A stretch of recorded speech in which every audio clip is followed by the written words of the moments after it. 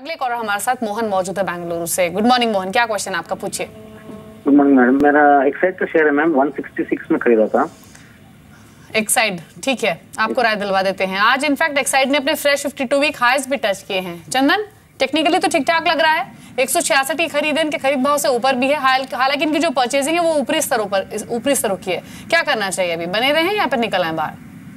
जी, मेरे हिसाब से अभी बने रहना चाहिए, क्योंकि पिछले लगातार 5 महीनों में यहाँ पे अच्छी खासी बाइंग आई है और इस स्टॉक को देख के लग नहीं रहा है कि मार्केट में कोई थोड़ी सी वोलेटिलिटी या प्रेशर है। लगातार अपने higher tops higher bottom formation बना रहा है। रिसेंटली कंसोलिडेशन ब्रेकआउट दिया, 52 वीक्स हाई पे चल रहा है और यदि जिस हिसाब से 168 170 के ऊपर होल्ड कर पाता है, अभी ऑलरेडी वहीं पे ट्रेड कर रहा है, तो मेरे हिसाब से यहाँ पे 195 तक के रास्ते ओपन हो जाएंगे। तो मेरे हिसाब से इस काउंटर में बने रहने की सलाह रहेगी, आपको ऊपर के टारगेट जरूर मिल सकते हैं।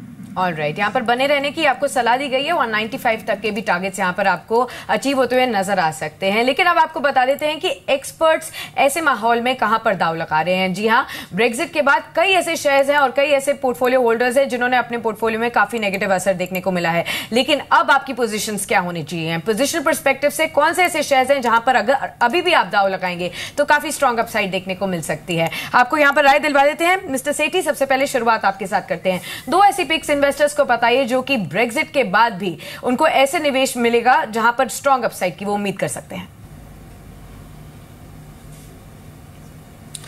देखिए, जो 2 स्टॉक मैंने आज चूज किए हैं वो दोनों मिड कैप आइडियाज हैं। जो पहला स्टॉक रहेगा वो रहेगा ऑल कार्गो लॉजिस्टिक्स।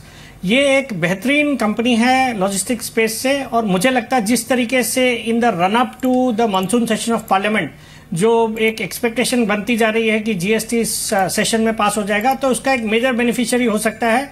तो यहां से जो पार्लियामेंट सेशन के रनअप में ही मुझे लगता है यहां से अच्छी अपसाइड इस स्टॉक में देखी जा सकती है। और दूसरा, जिस तरह से सरकार का एक फोकस है इंफ्रास्ट्रक्चर पे, डेडिकेटेड फ्रेट कॉरिडोर पे, तो मुझे लंबी अवधि के लिए भी ये स्टॉक बहुत अच्छा लगता है।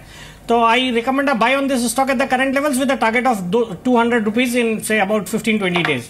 जो दूसरा स्टॉक मुझे पसंद है वो है बोडल केमिकल्स करके, केमिकल क्षेत्र की डाइज बनाने वाली एक दिग्गज कंपनी है। कंपनी के स्टॉक में एक अच्छा खासा उछाल आया है, बट मुझे लगता है ये पूरा सेक्टर ही एक रीरेट हो रहा है। जिस तरीके से चाइना में जो डिसरप्शन हुआ है उसके कारण से जो डेवलप्ड वर्ल्ड से जो इंडिया की कंपनीज को जो बेनिफिट मिलने लगा है, तो उसका एक मेजर बेनिफिशियरी ये कंपनी हो सकती है। इस जो मार्च तिमाही के नतीजे थे बेहद ही शानदार थे, मार्जिन में बहुत अच्छा एक्सपेंशन देखने को मिला और कंपनी ने कुछ नए एक्सपेंशन प्लान्स भी किए जो कि अगस्त सितंबर में प्रोडक्शन जहां शुरू हो जाएगा उसका एक बेनिफिट मिलेगा। तो मुझे लगता है 102-3 रुपए के लेवल पे इस स्टॉक में खरीदारी करनी चाहिए और आने वाले 1 महीने के अंदर 120 रुपए का टारगेट रहेगा मेरा। यानी मार्केट थीम के साथ ही जा रहे हैं विकास, और केमिकल स्टॉक्स जो कि कंसिस्टेंट परफॉर्मर रहे, वहां से उन्होंने चुना है बोडल केमिकल और गति, जो कि एक रिसेंटली ट्रेडर्स के बायस के डार पर आए हैं और बस शायद बना रहे आगे भी, इसलिए उन्होंने चुना है ऑल कार्गो लॉजिस्टिक्स को। चंदन, आपकी 2 चॉइसेस क्या हैं? जी हाँ, नमस्कार। देखिए, ये मेरा भी मानना है कि ये लॉजिस्टिक थीम है वो बरकरार रहना चाहिए और बाजार में अब ब्रेक्जिट और कॉर्पोरेट अर्निंग के हैंगओवर के बाद जीएसटी रूल ही यहाँ पे प्ले करता हुआ नजर आएगा और आई थिंक वो एक मेजर ट्रिगर होगा जो बाजार को एक नया मोमेंटम दिखा सकता है। अल्कार्गो पे हमारा व्यू भी पॉजिटिव है, बट यहाँ पे मैं कॉनकोर पे पॉजिटिव सेंस देने की सलाह रखूंगा। कॉनकोर देखें, लगातार पिछले कुछ दिनों से कंसोलिडेट हो रहा है, 50 मूविंग एवरेज के ऊपर ट्रेड कर रहा है और आज इसने अपने 5 वीक के कंसोलिडेशन का ब्रेकआउट दिया और उस ब्रेकआउट के बाद लग रहा है कि फ्रेश मोमेंटम और रैली एक्सटेंड हो सकती है। तो इसलिए यहाँ पे 1330 के स्टॉप लॉस से 1430-1440 तक के टारगेट के लिए खरीदारी की सलाह रहेगी। दूसरा स्टॉक यहाँ पे रहेगा हेवेल्स। देखिए, यहाँ पे वही काउंटर सेलेक्ट किए हैं जो बाजार को आउट परफॉर्म करने की कैपेसिटी रखते हैं और यहाँ जब बाजार गिरता है तो अब इन काउंटर में ज्यादा डैमेज नहीं आ सकते हैं। हेवेल्स की बात करें तो इसका प्राइस पैटर्न काफी अट्रैक्टिव है।